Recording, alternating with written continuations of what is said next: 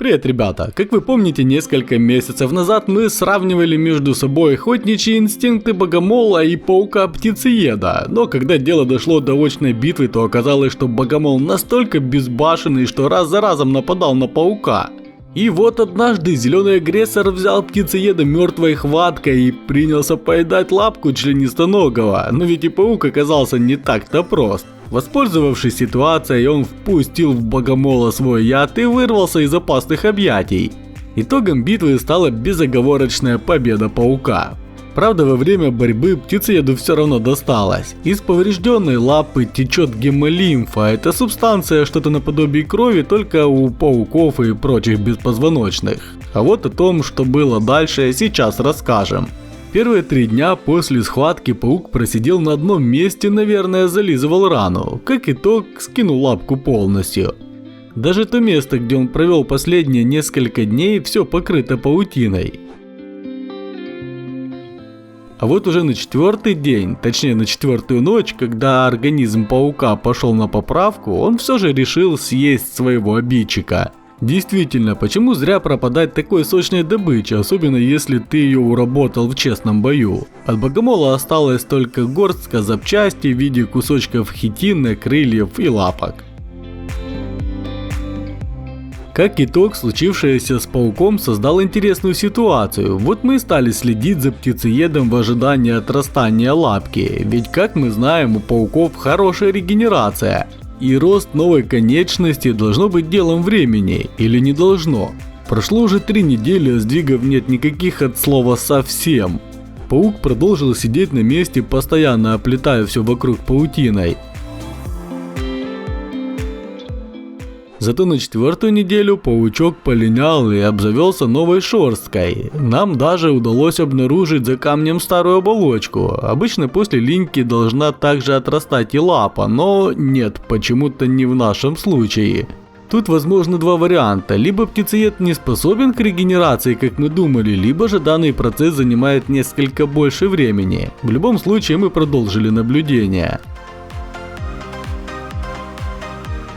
Спустя 1,5 месяца после событий с исчезновением лапки мы снимали видео об изготовлении акватеррариума. Как вы помните, объединили под одной крышей аквариум для золотой рыбки и террариум для птицееда. Уверен, что самые внимательные зрители уже тогда обратили внимание, что у паука по-прежнему отсутствовала одна конечность. Да и вообще он стал каким-то пассивным. Мы думали, что это может быть связано с сезонностью, все-таки зима на улице.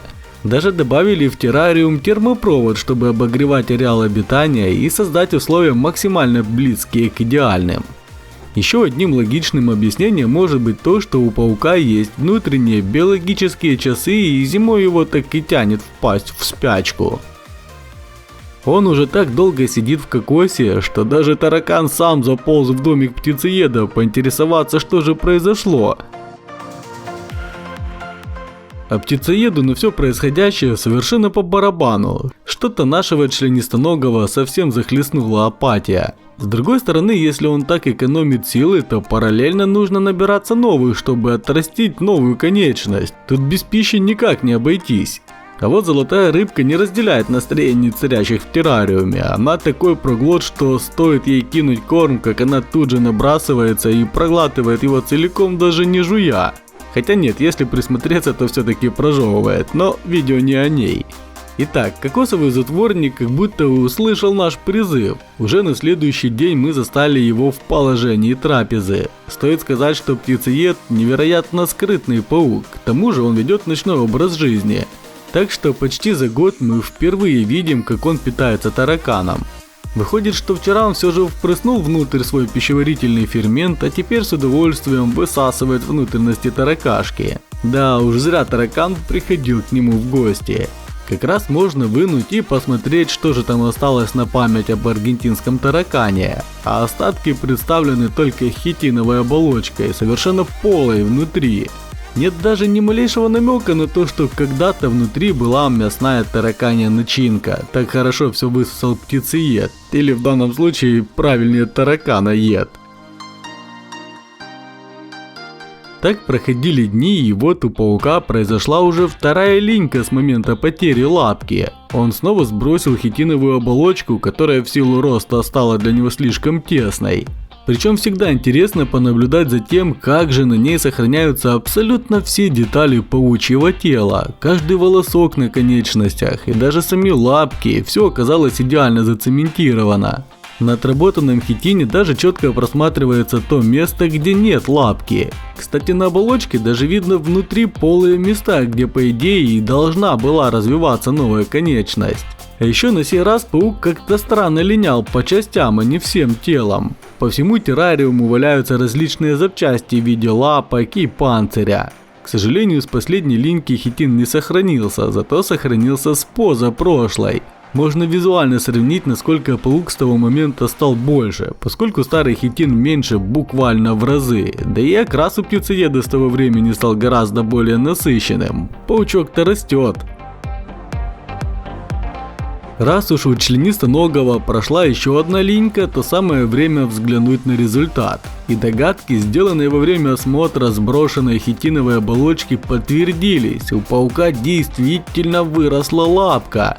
Вот это темп регенерации, как будто и не было той битвы с богомолом. Прошло всего пару месяцев и отросла новая нога. Пусть она пока что гораздо меньше, чем остальные 7 лап, но все равно сам процесс восстановления потерянного органа — это уже невероятно. Хоть и кажется, что природа и так озаботилась вполне огромным резервом, наделив паука сразу 8 конечностями. Только представьте, если бы человек располагал такими скиллами по восстановлению. Лапка, конечно, заметно отстала в развитии, что можно заметить невооруженным глазом, но при этом она очень даже выполняет функцию передвижения, а ведь птицееду по большому счету именно это и было нужно. Поистине природа организует все процессы, которые в ней происходят, очень мудро, так что нам всем есть чему у нее поучиться. Единственное, что сразу бросается в глаза, это то, что организм паука точно потратил огромное количество сил на отращивание лапки. Видимо, по этой причине одной из задних конечностей не хватило волос. В итоге вся ступня осталась лысой, без малейших признаков характерного шерстяного покрова. Да уж, случается и такое. Я думаю, со временем и эта проблема для паука решится. Раз уж такое дело, то теперь большому пауку нужен для трапезы большой таракан.